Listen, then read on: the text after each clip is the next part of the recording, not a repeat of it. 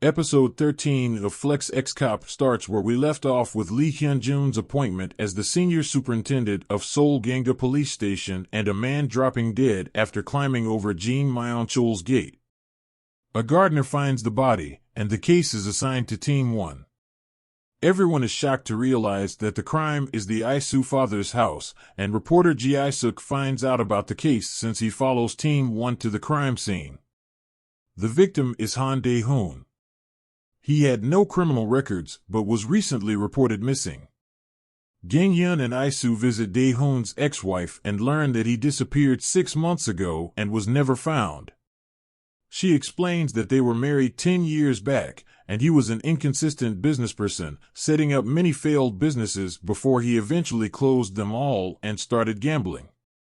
The wife is not shocked about his death since she expected that someday, after his disappearance, he might reappear as a corpse. When asked about Dae-hoon's association with Hansa Group, the wife thinks he has nothing to do with such a big company. After reporter Ji Isuk's article, reporters appear at Jin Myeon-chul's gate asking about the dead body. He addresses them, saying the case is under investigation, and he has no information to give them, so they should wait for the detectives to reveal the truth. He says that if the murder is related to his family, he will take responsibility. Inside the house, Myeon-chul asks his wife if the dead body is related to her, which makes her curious that the husband suspects him. Later, he confronts Song-ju about the incident, looking to understand why a dead body was found in his house. Myeon-ju suspects Song-ju and asks if he has anything to do with the dead body. Elsewhere, Myeon-ju's competitor in the mayoral elections calls the senior editor at SBC and tells him to reveal something they know about Myeon-chul and take advantage of the chaos. Gang-hyun, Isoo, and Kyung-jin go through the dashboard camera footage and find out that Dae-hoon was with a man called Gwang-sik, who wanted to assault before the stabbing. Meanwhile, Ji-won updates Jun-young on the autopsy report, which shows that he was strangled by something like a clothesline and had new and old bruises all over his body. He was stabbed by something like a jackknife, but there was no damage to the internal organs, and he could have survived if he had gone to the hospital. Ji-won wonders why he chose to go somewhere else instead, and Jun-young thinks he might have been desperate about something else, such as anger or desire. Gang-hyun sends Jun-young to the mountain where she thinks he was stabbed, while Isoo accompanies her to arrest Gwang-sik, who is surprised to learn that Dae-hoon is dead.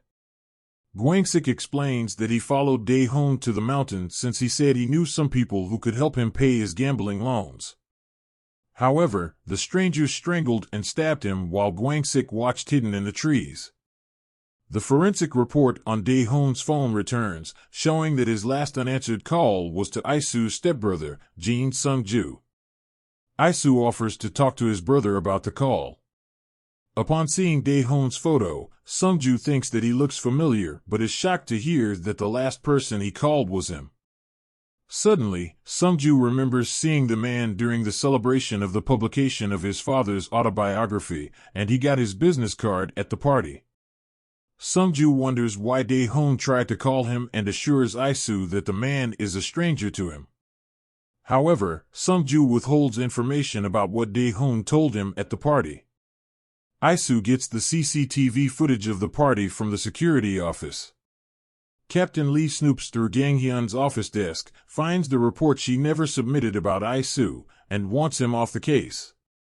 He thinks that Isoo might be too close to the case because he was first a Chaebol family member before he became a police officer. Gang-hyun refuses to follow the order, assuring her father that she trusts Isoo to be his colleague regardless of the captain's view that he might be dangerous due to his past trauma. SBC releases an article about Isoo and blames his mother's death on Hansa Group. Isoo finds reports swarming outside his house. They bombard him with questions about the suicide and that he is the illegitimate son of Jin Myeon-chul. Gang-hyun and her mother come to his rescue, and Gang-hyun takes him away from the reporters while Myeon-chul orders the articles to be stopped at any cost. Gang-hyun reminds Isoo that although he is an illegitimate son, he is a Chaebol heir generous enough to hold a funeral for a person without family and open an exhibition for a painter who died unfairly.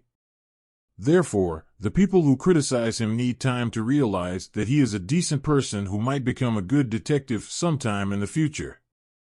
Isu's father texts him to meet, and he tells him about his relationship with Isu's mother, saying that he met his mother in college and that their relationship was not casual. However, Isu is unwilling to listen, saying it is too late for his father to come clean, given that he chose to lie for so long.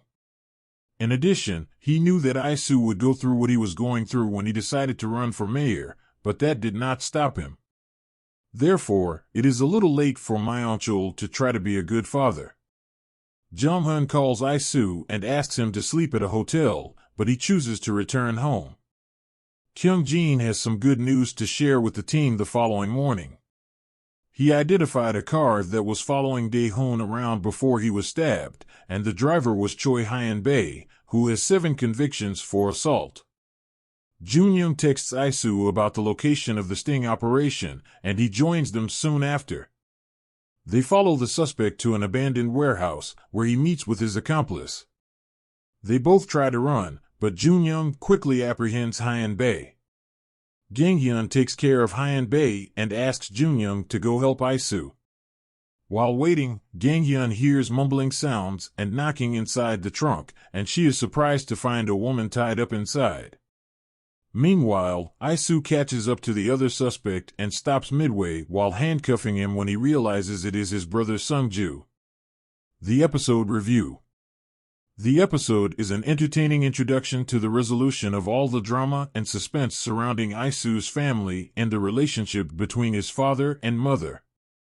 Myeonchul mentions that he knew Isu's mother before he married Sungju's mother, and it seems there is a lot of history between them, which should be explored in detail, hopefully in the upcoming episode.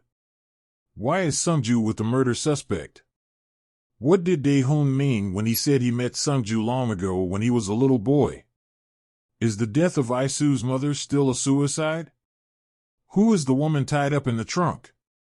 The episode picks up the pace and makes the narrative quite thrilling, with a cliffhanger ending that leaves viewers eagerly waiting for the next episode.